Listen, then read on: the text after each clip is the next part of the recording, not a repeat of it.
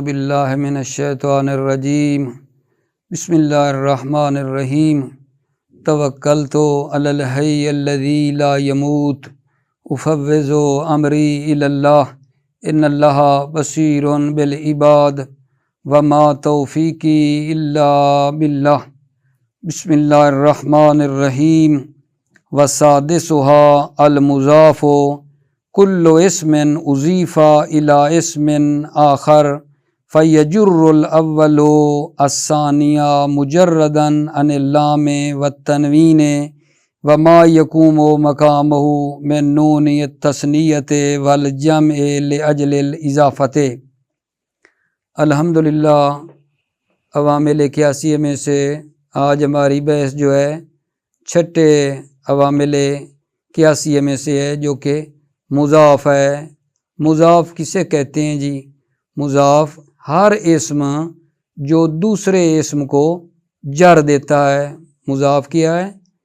ہر اسم ہے جو دوسرے اسم کو جر دیتا ہے، اور جو مضاف ہے اس کے اوپر لام بھی داخل نہیں ہوتی، تنوین بھی داخل نہیں ہوتی، تنوین سے بھی خالی ہوتا ہے، اور جو قائم مقام تنوین ہے یعنی تثنیہ کی نون اور جمع کی جو نون ہے اس سے بھی مضاف خالی ہوتا ہے۔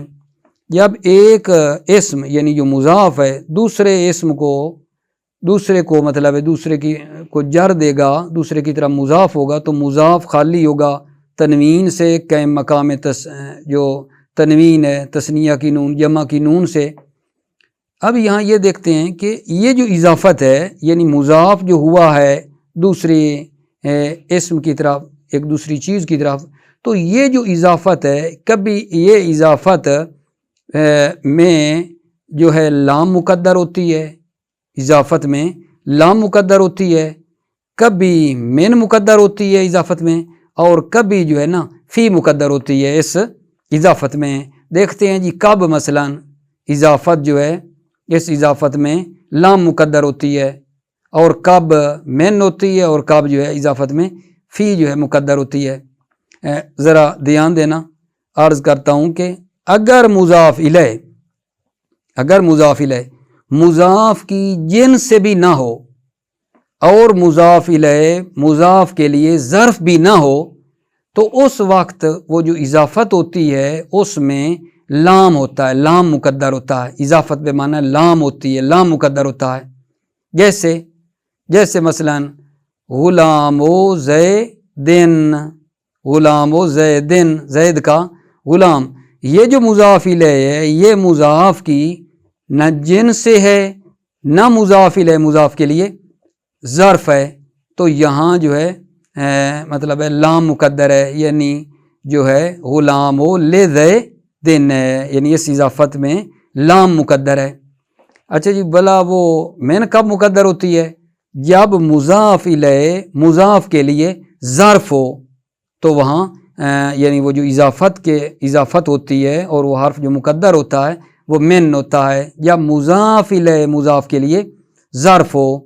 جیسے مثلا خاتم و فضتن، خاتم و فضتن، اب یہ جو فضہ ہے یہ مضاف الیہ جو ہے یہ مضاف کی جنس سے ہے، تو لہذا یہاں من مقدر ہوتا ہے۔ اگر مضاف الیہ مضاف کی جنس سے ہو تو من مقدر ہوتا ہے وہاں، خاتم و من فضتن، یعنی وہاں من مقدر ہے۔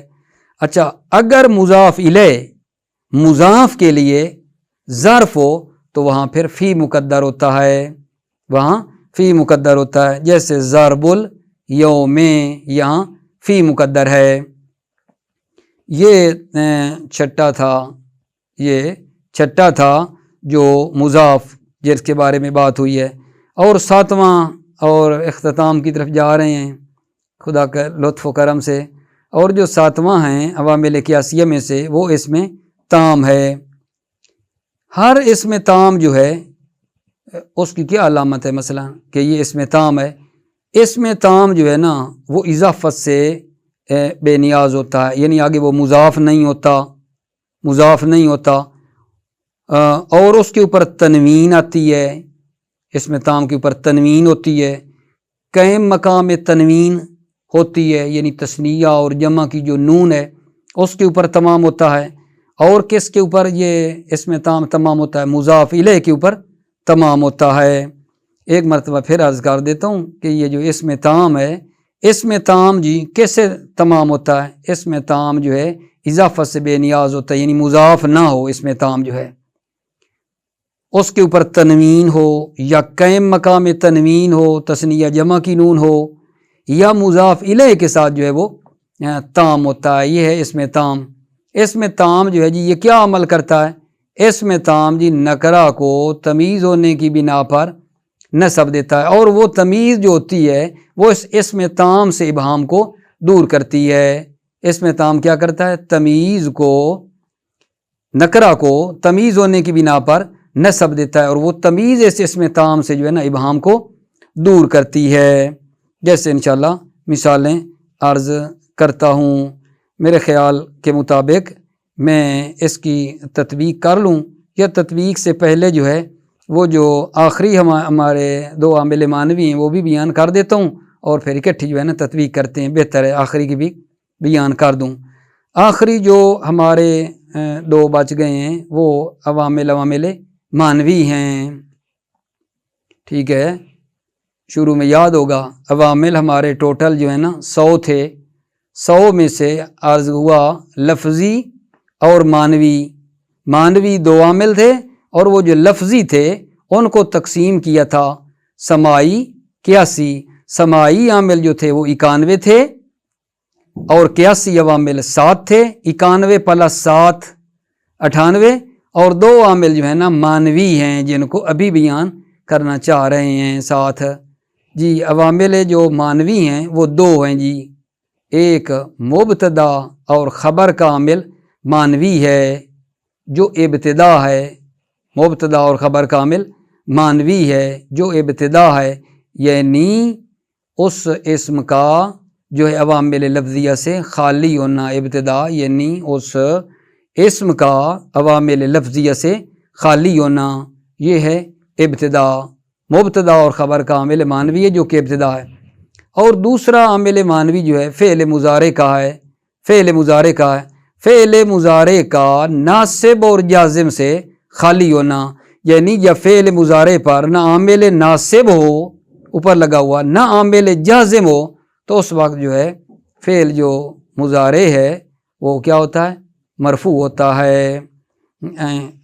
تطبیق کریں. بسم اللہ الرحمن الرحیم. وسادسها، اور چھٹا جو ہے المضاف. مضاف ہے کل اسم اضیف الی اسم آخر، ہر اسم جو دوسرے اسم کی طرح مضاف ہو. فیجر الاول الثانیہ، پہلا اسم دوسرے کو جر دیتا ہے. مجردا عن اللام والتنوین، در حالانکہ وہ اسم خالی ہوتا ہے لام سے، والتنوین اور تنوین سے. وما یقوم مقامہ، اور وہ چیز جو تنوین کے قائم مقام ہے. وہ کیا چیز ہے جی؟ من نون تثنیت والجمع، تثنیہ اور جمع کی نونوں سے. کیوں؟ لاجل الاضافت، اضافت کی خاطر. والاضافت اما بمعنی اللام المقدرۃ، اضافت جو ہوتی ہے اس میں لام مقدر ہوتی ہے اس اضافت میں. کب جی؟ ان لم یکن المضاف الیہ من جنس المضاف، اگر مضاف الیہ مضاف کی جنس سے نہ ہو تو لام مقدر ہوتی ہے. ولا یکون ظرفا لہ، اور مضاف الیہ مضاف کے لیے ظرف بھی نہ ہو. مثل جیسے غلام زیدن، غلام زیدن، یہاں مضاف الیہ جو زید ہے نہ غلام کی جنس سے ہے نہ اس کے لیے ظرف ہے، تو لہذا یہاں لام مقدر ہے، یعنی غلام لزیدن لام ہے، یعنی یہاں جو مقدر ہے. و اما بمعنی من، یا اضافت جو ہے من کے معنی میں ہوتی ہے. ان کان من جنس ہی، ان کان من جنس ہی، اگر مضاف الیہ مضاف کی جنس سے ہو. مثلو خاتم و فضہ تن، چاندی کی انگوٹھی. اب یہ جو مضاف الیہ ہے وہ مضاف کی جنس سے ہے، لہذا یہاں نا من مقدر ہے. خاتم و من فضہ یعنی من یہاں ہے، و اما بمعنی فی یا اضافت میں جو ہے فی کے معنی میں ہوتی ہے. کب جی؟ ان کان ظرفن لہو، اگر مضاف الیہ مضاف کے لیے ظرف ہو، نہ وہ جیسے ضرب الیوم، یہاں فی جو ہے نا وہ مقدر ہے. وسابعھا، اور ساتواں کس سے جی؟ عوامل قیاسیہ میں سے ساتواں جو ہے الاسم التام، اسم تام ہے، کل اسم تم، ہر اسم تام ہے، فاستغنا عن الاضافت، پس وہ اضافت سے بے نیاز ہوتا ہے. بے ان یکون فی آخرہ تنوین، یعنی اس اسم کے آخر میں تنوین ہوتی ہے، او ما یقوم مقامہ، یا جو تنوین کے قائم مقام ہے. تنوین کے قائم مقام کیا ہے جی؟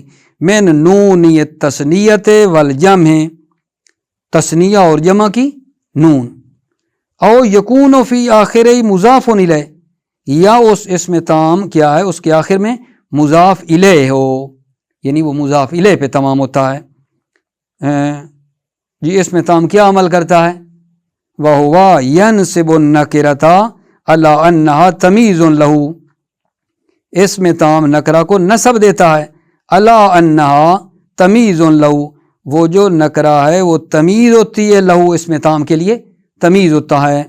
فَيَرْفَعُ مِنْهُ الْإِبْهَامَ، فَيَرْفَعُ مِنْهُ الْإِبْهَامَ، پس وہ تمیز اس اسم تام سے ابہام کو دور کرتی ہے. مثل اندی ریتلن زیتن، یہ ہمارا جی محل شاہد ہے. یہاں اسم تام کون ہے؟ ریتلن، تنوین کے اوپر تمام ہوا ہے، اور اس نے زیتن جو نکرہ ہے اس کو اس نے کیا ہے تمیز ہونے کی بنا پر نسب دی ہے. زیتن کو نسب کس نے دی ہے؟ ریتلن نے دی ہے، جو اس میں تام ہے، اور زیتن کیا ہے؟ نکرہ ہے اور تمیز ہونے کی بنیاد پر منصوب ہے. اندی ریتلن زیتن، میرے پاس ایک ریتل ہے زیت کے اعتبار سے، زیت کے اعتبار سے. پھر آگے ملا لیں وَإِنْدِي مَنْوَانِ سَمَنًا، یہاں اسم تام کون ہے جی؟ اسم تام جو ہے منوانے ہے. منوانے کہا نا ہم نے کہ جو اسم تام ہے وہ یا تنوین پہ اوپر تمام ہوتا ہے یا قائم مقام تنوین یعنی تثنیہ جمع کی نون پہ. تو یہ منوانے تثنیہ کی نون کے اوپر تمام ہو رہا ہے، اور سمنن نکرہ ہے، اور منوانے نے اس کو تمیز ہونے کی بنا پر نسب دی ہے. اندی منوانے سمنن، میرے پاس 2 من گھی کے ہیں.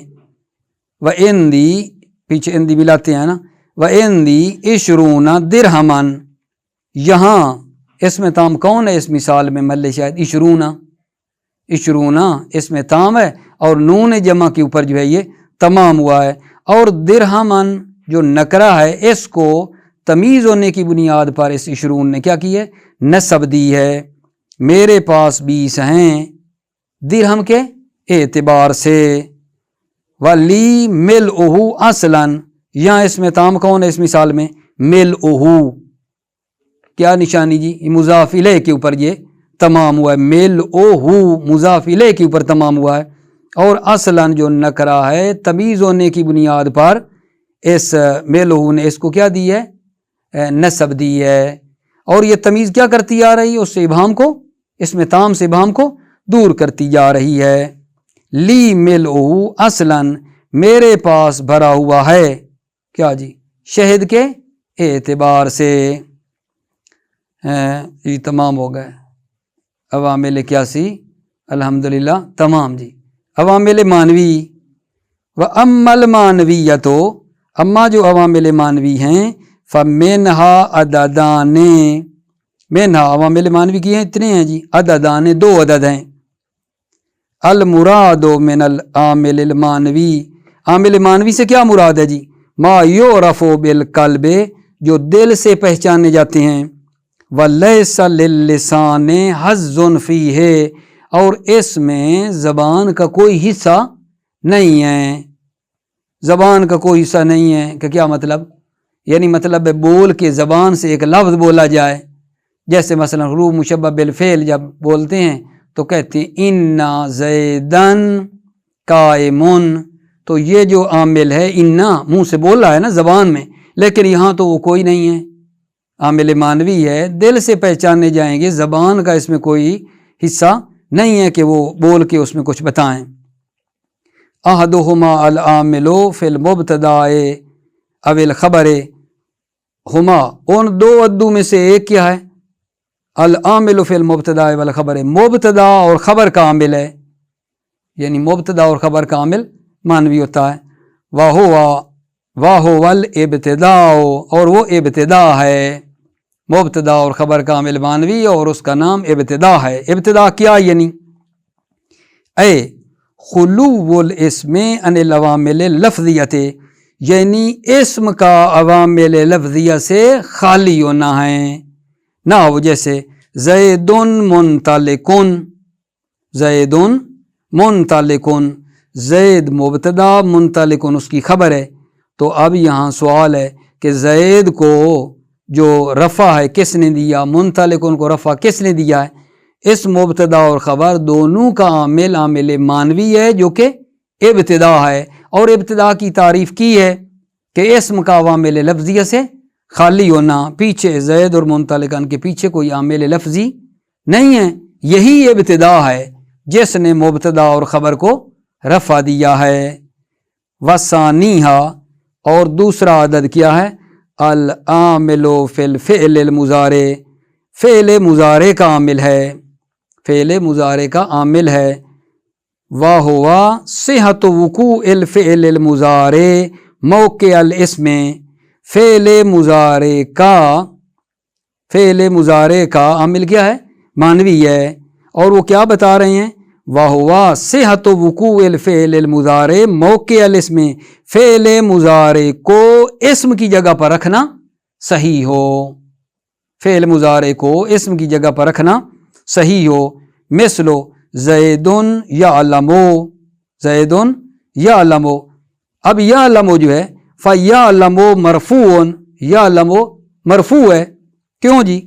لصحت وقوعہ موقع الاسم، کیونکہ یعلم کو اسم کی جگہ پر رکھنا صحیح ہے۔ اذ یصح ان یقال موقع الاسم عالم، چونکہ صحیح ہے ان یقال موقع یعلم عالم، کہ یعلم کی جگہ پر عالم کہا جائے صحیح ہے۔ فعاملہ مانوی، پس اس کا عامل مانوی ہے۔